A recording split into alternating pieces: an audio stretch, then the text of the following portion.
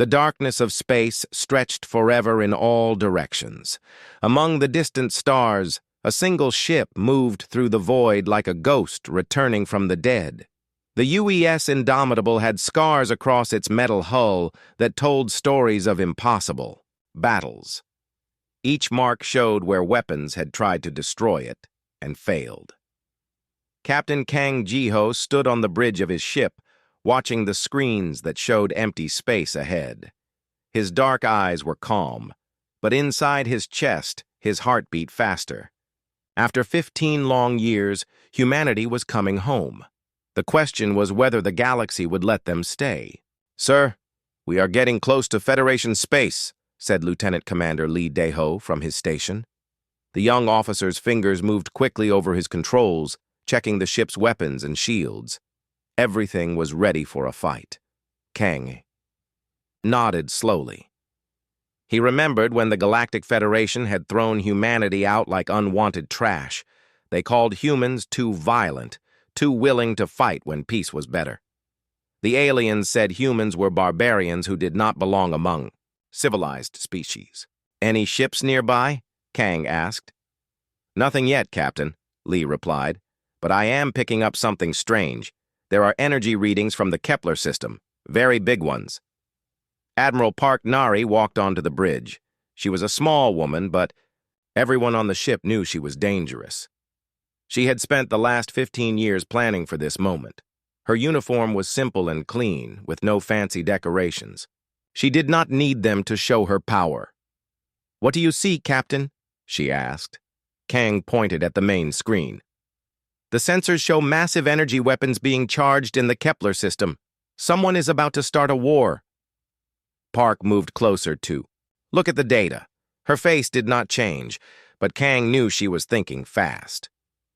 The Admiral had a mind like a computer, always calculating the best move. "The Velthari Empire," she said after a moment. "Those crystal beings love their big weapons. And look here." She pointed at another part of the screen. "Corvin ships in the same system.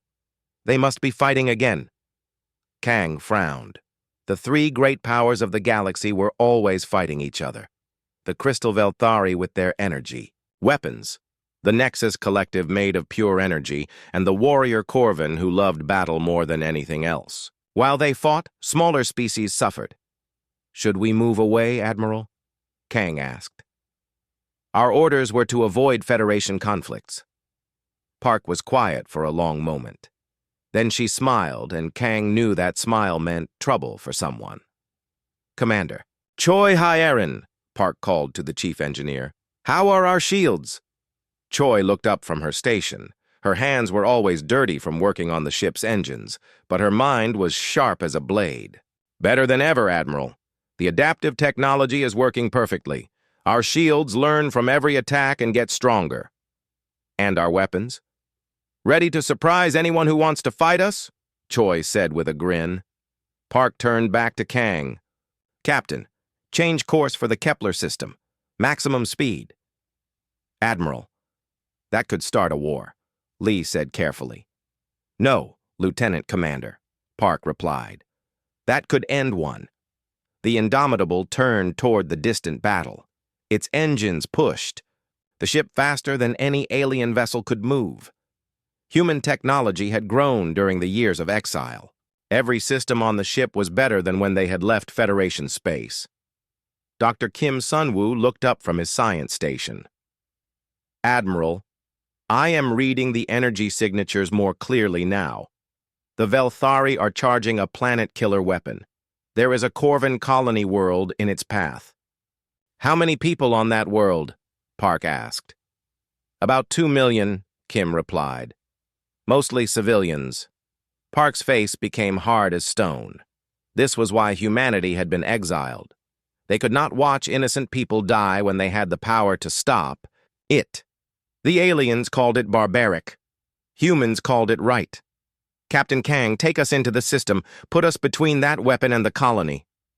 "Yes, Admiral," Kang said. He had served with Park for 20 years. He trusted her completely, even when her orders seemed impossible. Master Sergeant Yoon Taeman spoke from his position near the back of the bridge. "Admiral, my Marines are ready if we need to board enemy ships." "I hope it does not come to that, Sergeant," Park said. "But knowing humans, it probably will."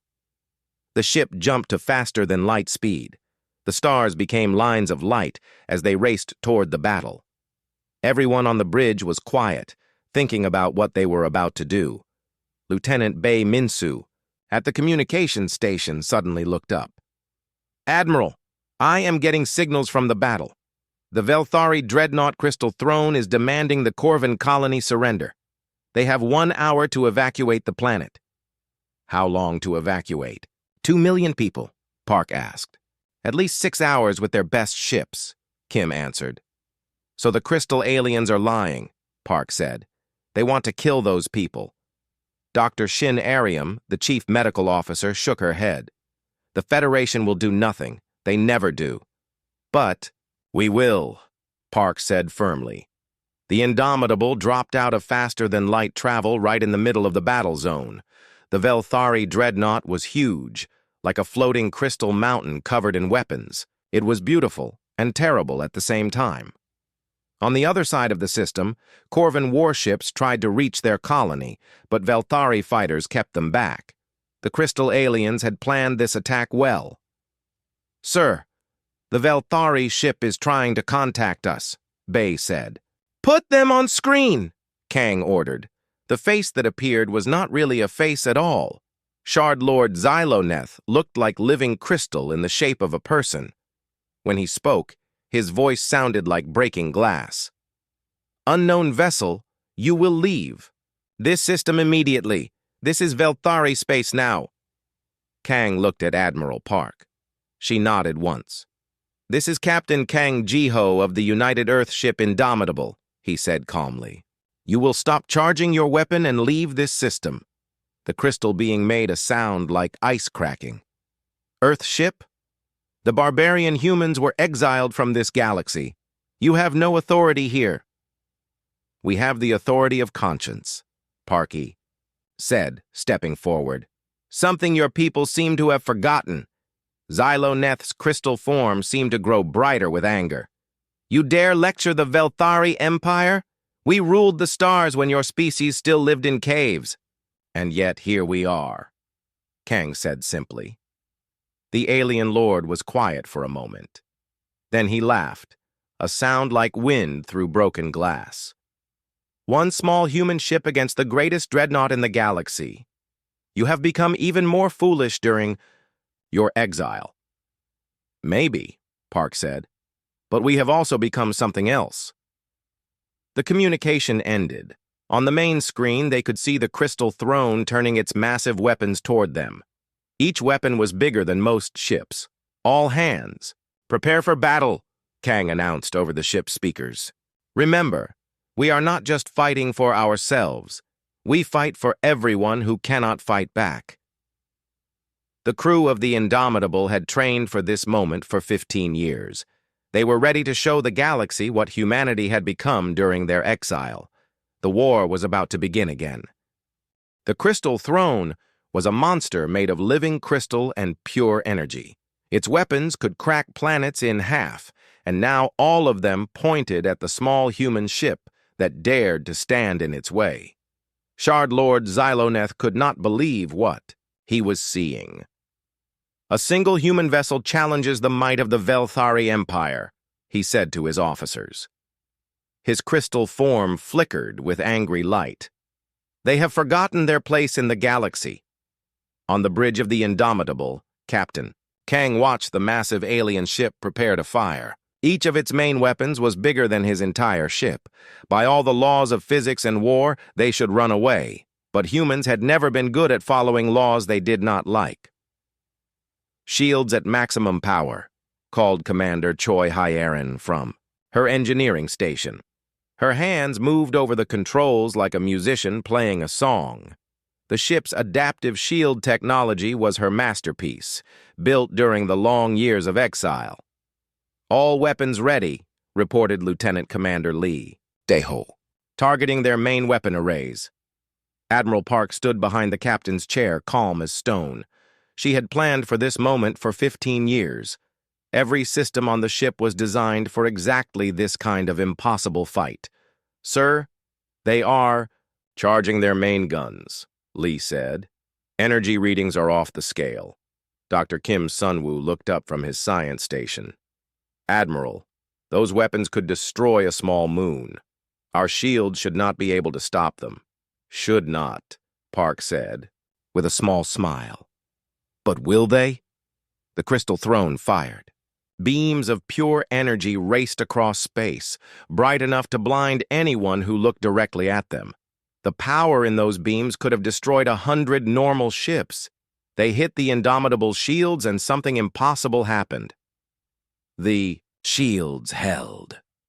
"What?" Xyloneth's crystal form flashed with confusion. "Impossible! Fire again!" The second blast was even stronger than the first. It hammered against the human ship's shields like the fist of an angry god. But instead of breaking, the shields seemed to grow brighter and stronger.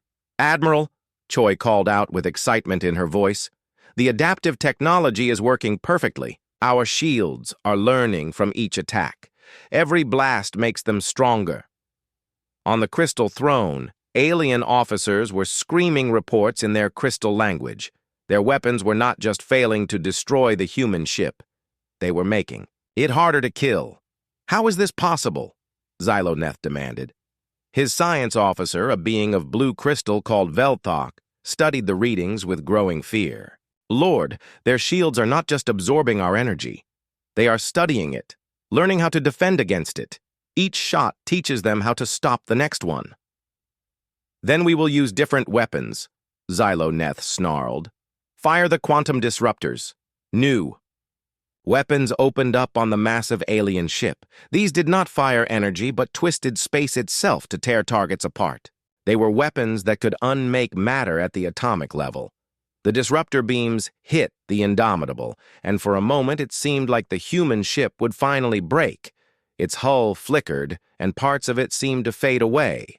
But then the adaptive shields changed again, creating new defenses against this different attack. "Still holding," Choi reported. "The shields are adapting to quantum disruption now. Give me a few more shots, and we will be immune to those too." Captain Kang smiled grimly. Their turn to be surprised. "Lee, show them what we learned during our exile." The Indomitable's weapons were much smaller than the Crystal Throne's massive guns. But size was not everything. From ports along the human ship's hull, clouds of tiny robots flew out like metal insects. Each one was smaller than a grain of sand, but together they could do terrible things. The nanobots reached the crystal throne and began to work. At first, nothing seemed to happen. Then small parts of the alien ship's hull began to disappear. The tiny robots were taking the ship apart one molecule at a time. "Lord!" Velthok screamed. "Something is eating our hull. The outer armor is dissolving." Xyloneth watched in horror as sections of his mighty dreadnought simply vanished.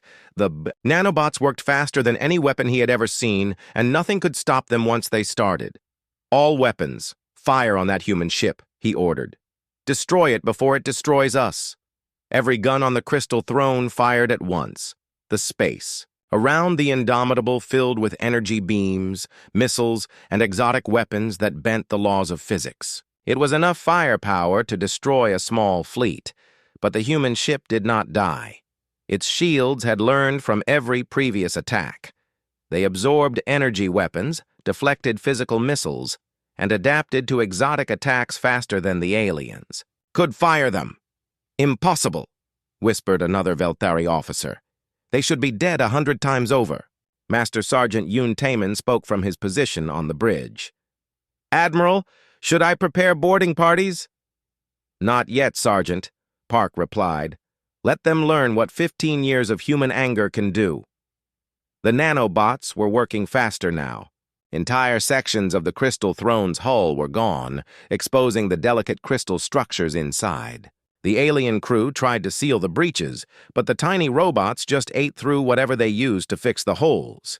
Dr. Shin Ariam monitored the alien ship's life signs. "Admiral, they are starting to evacuate.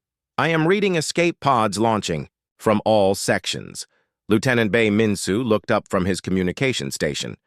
"Sir, we are getting an emergency transmission from the Crystal Throne, audio only."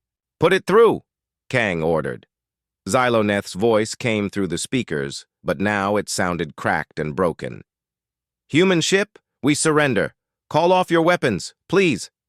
Park stepped forward. "This is Admiral Park Nari of the United Earth. Fleet, you will immediately cease your attack on the Corvin colony and withdraw from this system." "Yes, yes," the alien lord said quickly. "We withdraw. Just stop the dissolution of our ship." "Lee, recall the nanobots," Park ordered.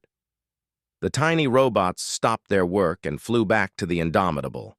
Where the mighty Crystal Throne had been, only half a ship remained. The other half was simply gone, eaten away by human technology. Escape.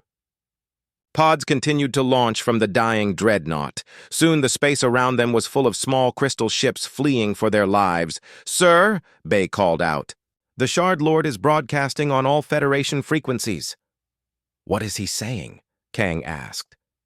Bei listened for a moment, then looked up with surprise. "He is warning the entire galaxy. He says the humans have returned, and they have become something monstrous." Dr. Kim Sunwoo checked his sensors. "The Corvin ships are approaching. They want to thank us." "Signal them that we accept their thanks, but we cannot stay," Park said. "We have other business in this galaxy." As the Indomitable prepared to leave, Admiral Park looked at the remains of the Crystal Throne floating in space. The most powerful ship in the Velthari fleet had been destroyed by a single human vessel that should not have been able to scratch its paint. "Admiral," Captain Kang said quietly, "the galaxy will know what happened here within hours. They will be afraid." "Good," Park replied. "Fear might make them think before they try to hurt innocent people again. But they will also unite against us," Kang pointed out. "All three powers will see us as a threat now." Park nodded. "They will try to destroy us before we can become stronger. That means we need to move fast." "Where to next, Admiral?" Park was quiet for a moment, thinking about the long years of exile and the plans she had made. "The Kepler 442 system. We need to check on the colonies that went dark during our exile." "You think something happened to them?" "I know something happened to them," Park said grimly. "And I think we are about to find out what the Federation has really been hiding from us." The Indomitable turned away from the battle and jumped to faster-than-light speed. Behind them, the Corvin colony was safe, and the remains of the Crystal Throne drifted in space like a warning to anyone who would threaten the innocent. But across the galaxy, in the highest levels of government, emergency meetings were being called. The humans had returned, and they were no longer the weak species that had been exiled 15 years ago. They had become something new, something dangerous, something unstoppable. The first battle was over, but the war for the galaxy's future was just beginning, and humanity intended to win it, no matter what the cost.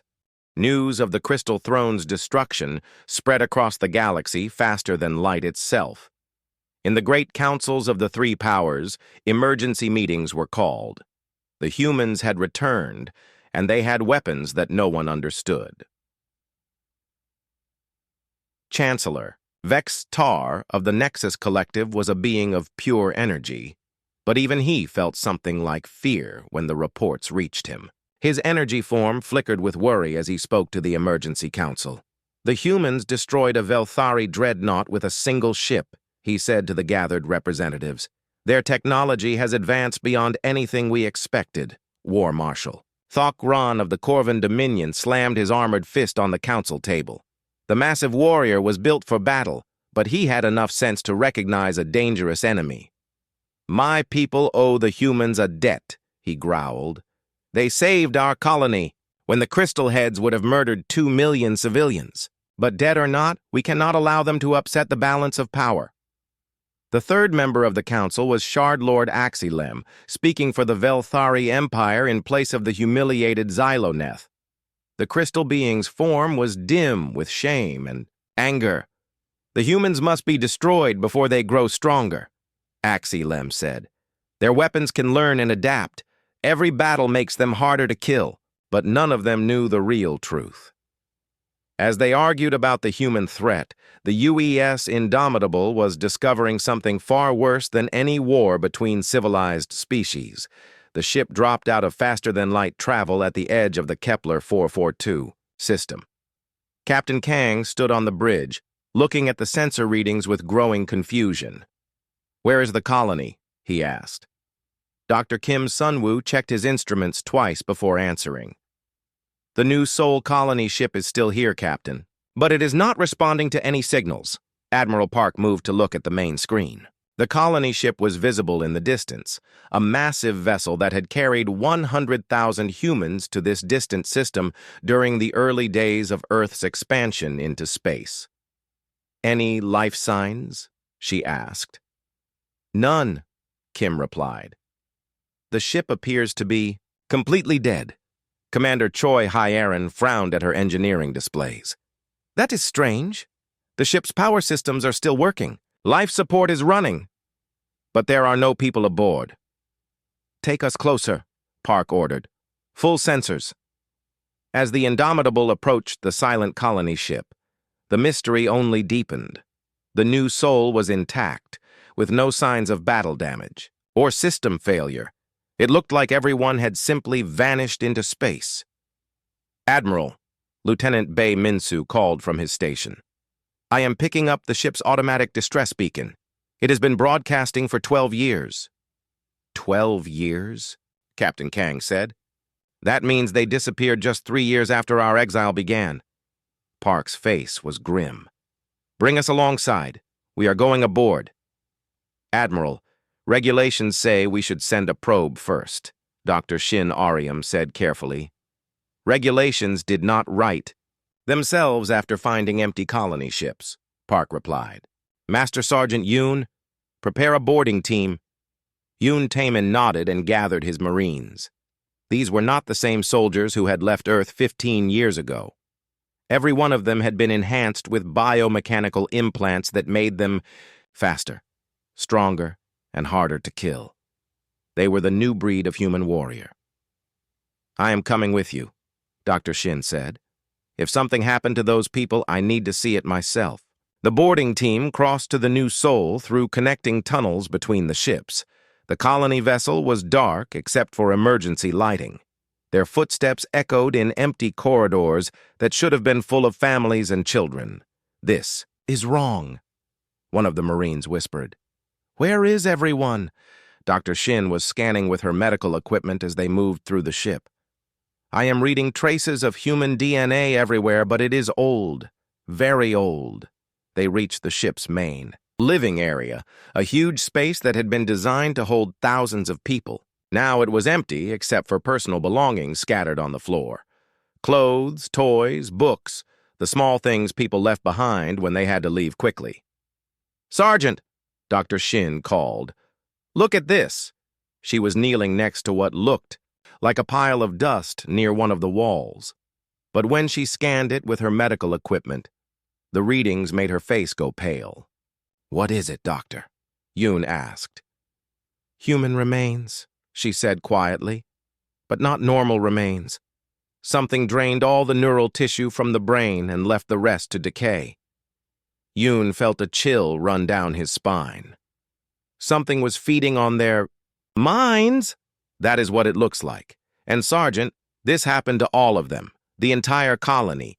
They spent hours searching the ship, but found the same thing everywhere. Traces of human remains that had been drained of neural tissue. Whatever had killed the colonists had eaten their minds and left their bodies to rot away. Back on the Indomitable, Dr. Shin gave her report to Admiral Park and Captain Kang. The bridge crew listened in horrified silence as she described what they had found. 100,000 people, Park said slowly, all killed by something that feeds on human consciousness. "Admiral," Dr. Kim spoke up from his science station. I have been analyzing the ship's computer logs. The last entry was made by Colony Administrator Han Minji. She mentions strange ships appearing at the edge of the system. Show me, Park ordered. The main screen displayed the final log entry. Han Minji appeared on screen, a middle-aged woman with kind eyes that were now filled with terror. This is Administrator Han Minji of the New Sol Colony, the recording said. Unknown vessels have entered our system. They do not respond to any communications. They appear to be feeding on something. Our outer settlements have gone silent, one by one. The recording flickered with static. The entities are not from any known species.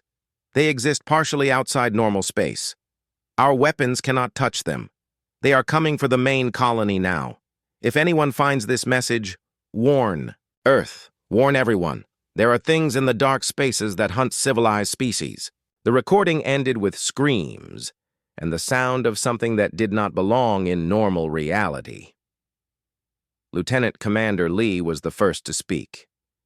Admiral, if there are creatures that hunt civilized species, why have the three powers never mentioned them? Park was quiet for a long moment, thinking. Then her eyes went wide with understanding. Because they know about them. They have always known.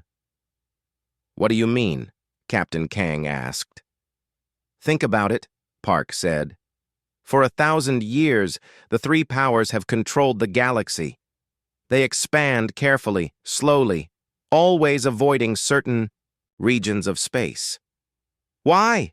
Dr. Kim checked his star charts. You think they have been feeding these creatures? I think they have been using them, Park said grimly. Send unwanted colonies to the dark regions. Let the creatures feed on them. Keep the monsters happy and away from the core worlds.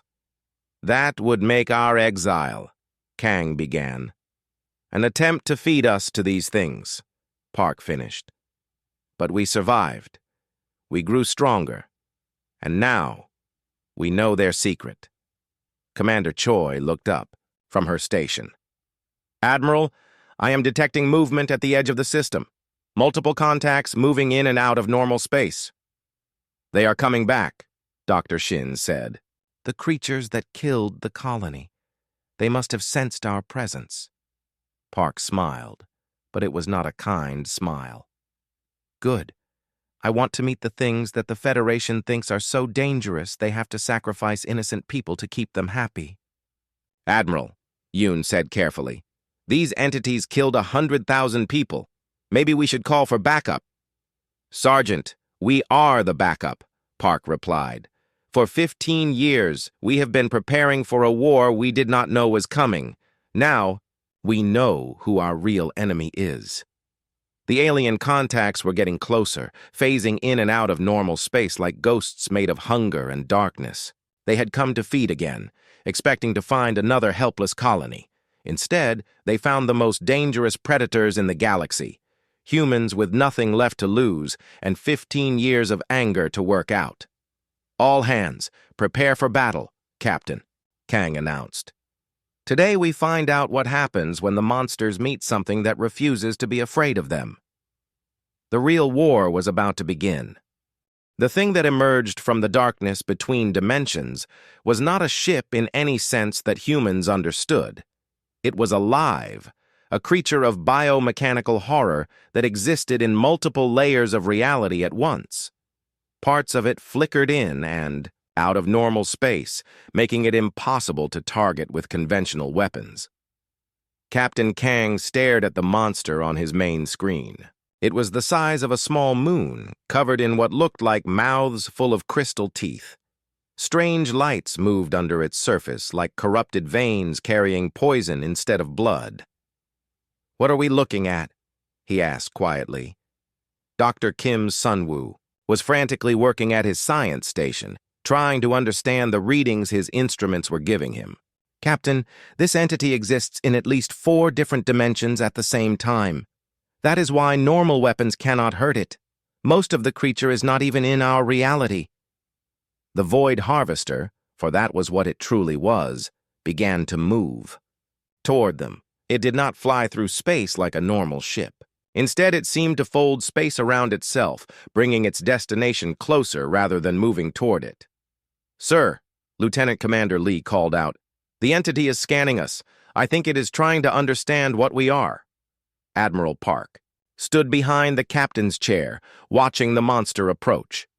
Her enhanced mind was working at computer speed, analyzing everything they had learned about these creatures. "It feeds on neural patterns," she said, "the consciousness of intelligent beings. That is why it is scanning us. It wants to know if we are worth eating." "Well," Captain Kang said grimly, "let us show it that humans are very hard to digest." The bee harvester suddenly launched an attack unlike anything they had ever seen. Reality itself seemed to twist around the Indomitable as the creature tried to phase the human ship into its own dimensional space where it could feed more easily. "Shields failing," Commander Choi called out as her instruments went crazy. "The adaptive technology cannot keep up with attacks that exist in multiple dimensions." Parts of the ship flickered in and out of existence. Crew members cried out in fear as they felt themselves being pulled toward something hungry and alien. The harvester was trying to drag them into its feeding dimension where they would be helpless. "Navigation. Get us away from that thing," Kang ordered. Navigator Yu So-young tried to engage the engines, but space itself was twisted around them. "I cannot plot a course, Captain. The creature is bending space-time. We are trapped." The harvester moved closer, and now they could see the horrible details of its surface. The mouths were opening and closing, revealing rows of teeth that seemed to be made of crystallized screams. This was a predator that had been feeding on intelligent life for millions of years. "Admiral," Dr. Shin called from her medical station, "I am reading massive neural disruption fields coming from that thing.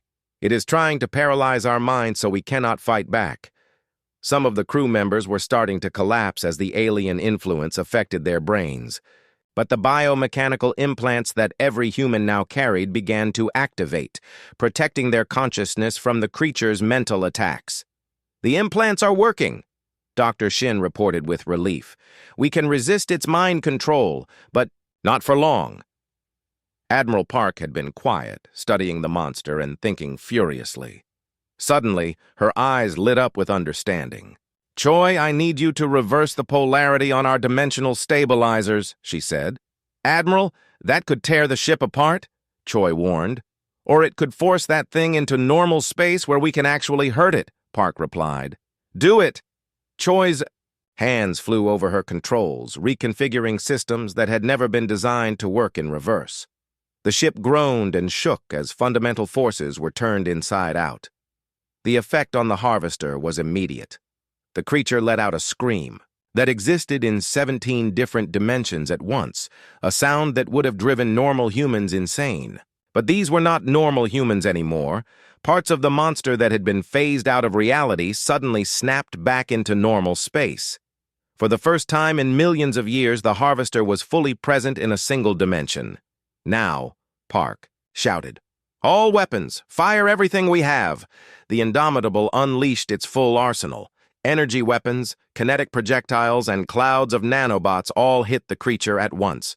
But this was not like fighting the Crystal Throne. The harvester's hide was designed to absorb the life force of entire civilizations. "Minimal damage," Lee reported. "Its bioarmor is adapting to our weapons." "Then we use weapons it has never seen before," Park said. She turned to Master Sergeant Yoon. "Sergeant, prepare your Marines for dimensional boarding." Yoon stared at her. "Admiral, you want us to board that thing?" "The creature feeds by draining neural patterns from a distance," Park explained.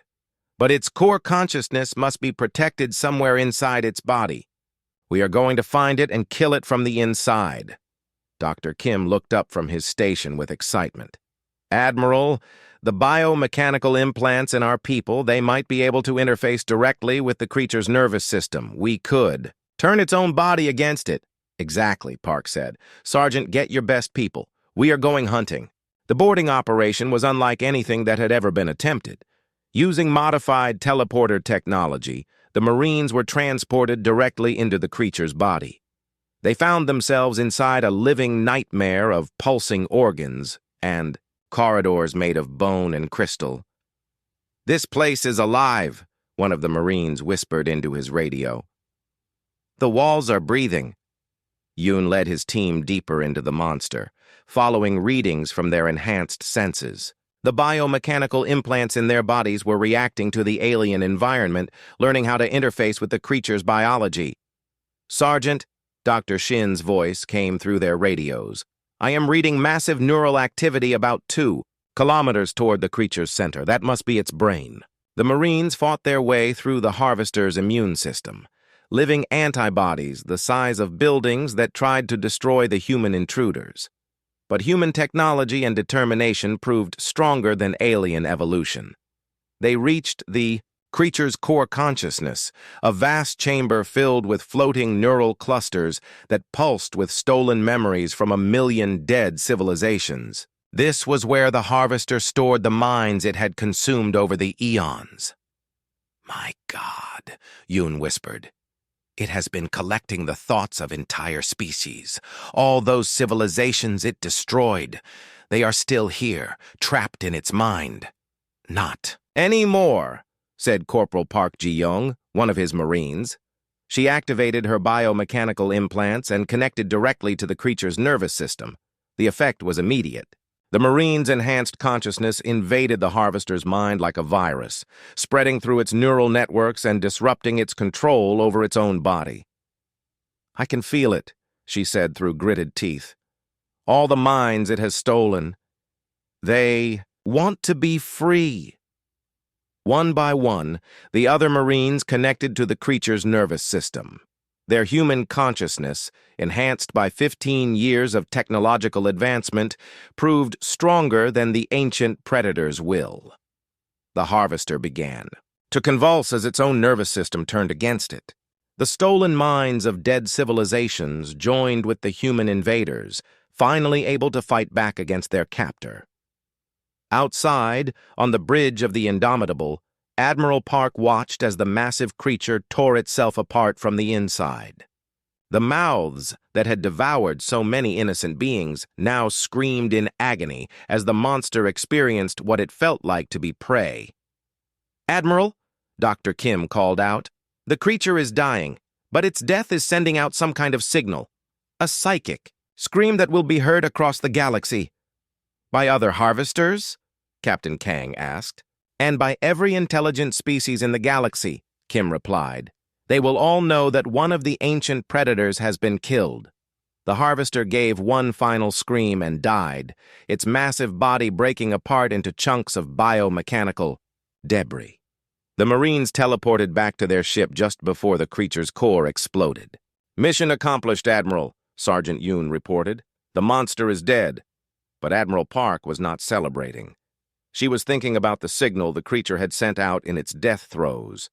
"Captain, set course for Earth," she ordered. "Maximum speed." "Admiral?" Kang asked. "The galaxy now knows that humans can kill the things that have been terrorizing it for millions of years," Park explained. "The three powers will not let that knowledge spread. They will try to destroy us before we can kill any more harvesters. So we are going home to prepare for war?" "No, Captain," Park said grimly. "We are going home to prepare for the final battle.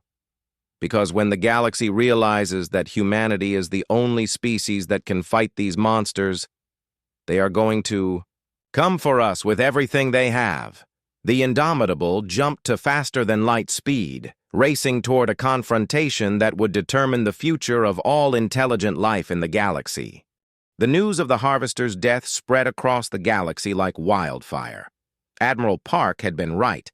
The creature's psychic death scream was heard by every intelligent mind in known space. For the first time in millions of years, one of the ancient predators had been killed. On dozens of worlds, beings who had lived in fear of the dark spaces between stars looked up at the night sky with something they had almost forgotten: hope. But in the halls of power, the reaction was very different. Supreme Admiral Zekthron of the Corvan Dominion stood before the Emergency Council of the Three Powers. The massive warrior's armor was polished to a mirror shine, and his weapons were ready for the greatest battle of his life. "The humans have upset the natural order," he growled to the assembled leaders. "For 1,000 years we have kept the harvesters fed and quiet. Now these barbarians have shown the galaxy that the monsters can be killed." Chancellor Vextar's energy form flickered with worry. "If word spreads that the ancient predators are not unstoppable, every species in the galaxy will demand we hunt them down. They will expect us to protect them instead of sacrificing them?" Shardlord Axilum of the Velthari Empire pulsed with angry light. "The humans have made us look weak. Our own people are asking why we never tried to fight the harvesters. They are calling us cowards and collaborators." "Because that is what you are," said a new voice. The three leaders turned to see Admiral Park Nari standing in the council chamber. She had come alone, without guards or weapons, but every being in the room could feel the danger radiating from her. "How did you get past our security?" Zekthron demanded. "The same way we got past everything else you thought was impossible to defeat," Park replied calmly. "We adapted." She walked to the center of the chamber, looking each of the alien leaders in the eye. "For 15 years you thought you had solved the human problem by exiling us. You expected the harvesters to eat us, like they ate all the other inconvenient species you fed to them." "That was the plan," Vextar admitted. "Your people were too violent, too unpredictable. The galaxy needed order. The galaxy needed shepherds who would protect the flock," Park said. "Instead, it got wolves who fed their own children to other wolves to save themselves." Axilem's crystal form blazed with fury. "You dare judge the Velthari Empire? We have maintained galactic peace for a millennium." "You have maintained galactic slavery," Park corrected. "Peace built on the bones of the species you sacrificed to keep yourselves safe." Zekthron stepped forward, his hand on his weapon. "Enough talk. You will order your ships to stand down and accept Federation justice, or we will destroy your entire species." Park smiled, and it was not a pleasant expression. "You can try. But first, let me show you something." She activated a small device on her wrist. Suddenly, the chamber filled with holographic images, recordings from every harvester feeding ground in the galaxy. Dozens of dead worlds, millions of empty colony ships, the remains of civilizations that had been sacrificed to keep the monsters fed. "This is what your peace looks like," Park said. "The harvester we killed had consumed over 300 species. Their memories are still intact in our computers. Every one of them was deliberately led into dark space by Federation guidance, the Thi. Images showed families being torn apart by creatures that existed outside normal reality. Children screaming as their minds were drained by ancient predators. Entire worlds going silent as the harvesters fed. "You are responsible for genocide, on a scale that has never been seen before," Park continued. "And now the galaxy knows the truth." "No one will believe you," Vexatar said, but his energy form was flickering with uncertainty. "They already do," Park replied. "We broadcast these recordings on every communication frequency in the galaxy 6 hours ago. By now, every species under Federation rule has seen what their leaders really are." Supreme Admiral Zekthron snarled and drew his weapon. "Then you have signed your species' death warrant. The combined fleets of the three powers will burn Earth to ash." "Will they?" Park asked. "Or will they finally do what they should have done centuries ago? Fight the real monsters instead of serving them?" As if summoned by her words, the chamber's communication system activated. Reports flooded in from across the galaxy. Uprisings on Federation worlds, fleets refusing orders to attack human targets, entire species declaring independence from the three powers. "The galaxy is in revolt," an aide whispered to Chancellor Vextar.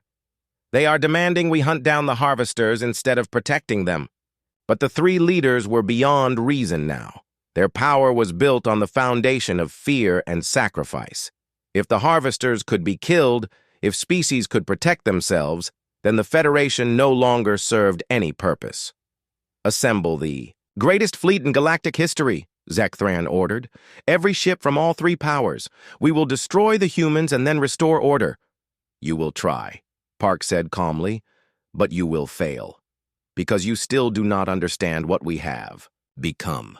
She turned to leave, then paused at the chamber door. "Oh, and admirals? When your combined fleet reaches Earth, it will find more than just human ships waiting for them. Apparently, the species you have been oppressing for centuries are quite eager to repay the favor." Park vanished from the chamber as mysteriously as she had appeared, leaving the three leaders to plan their final desperate gambit. 3 weeks later, the largest fleet in galactic history assembled at the edge of the Sol system. Over 10,000 ships from the three powers, armed with weapons that could shatter planets and shields that could stop suns.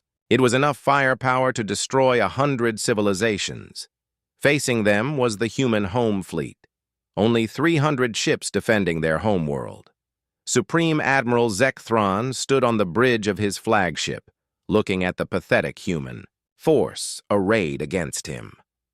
"They think their adaptive technology can save them from overwhelming numbers. They are about to learn otherwise." But as the alien fleet moved toward Earth, something unexpected happened.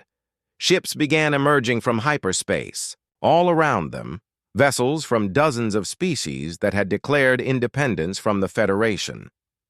The oppressed peoples of the galaxy had come to stand with humanity against their former masters. "Sir," Zekthran's aide reported with growing panic, "we are now outnumbered 3-1, and the human ships, they are different from our intelligence reports." On the bridge of the UES Unstoppable, the new flagship of the human fleet, Captain Kang watched the massive alien armada approach.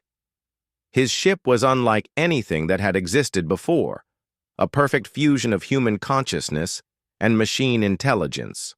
"All ships, this is Admiral Park," came the voice over the communication system. "Today we fight not just for Earth, but for every species that refuses to live in fear. Today, we end the age of the harvesters and their collaborators." The battle that followed would be remembered for 1,000 years. Human ships that should have been destroyed kept fighting with half their hulls missing. Alien vessels found their own weapons turned against them by swarms of nanobots. And when traditional tactics failed, the humans did something no one expected. Every human crew member in the fleet activated their biomechanical implants simultaneously, linking their consciousness directly to their ships. 300 vessels became extensions of human will, moving and fighting with perfect coordination. The combined Federation fleet, for all its size and power, could not adapt to enemies that thought and fought as one organism. Ship after ship fell to tactics that no computer could predict and no strategy could counter. In the end, Supreme Admiral Zekthran found himself alone on the bridge of his dying flagship, watching the human fleet destroy everything he had worked to build. "How?" he whispered into his communicator. "How did barbarians defeat the greatest military force in galactic history?" Admiral Park's voice came through the static of his failing systems. "Because barbarians fight for something worth dying for. Tyrants only fight to protect their power. Federation fleet retreated in disorder, leaving Earth's space filled with the wreckage of their ambitions. But the real victory was not military. It was the knowledge that the galaxy's children no longer had to live in fear." In the months that followed, humanity led the charge against the remaining harvesters. Species that had been prey for millions of years learned to fight back. The ancient predators, used to feeding on helpless victims, found themselves hunted by creatures more dangerous than they had ever imagined. Admiral Park stood on the bridge of the Unstoppable as it led another fleet into dark space, hunting the monsters that had terrorized the galaxy for eons. The ship that had once been forbidden in galactic space now flew at the head of the greatest alliance in history. "Admiral," Captain Kang said as they prepared to jump into the unknown, "any regrets about how things turned out?" Park looked out.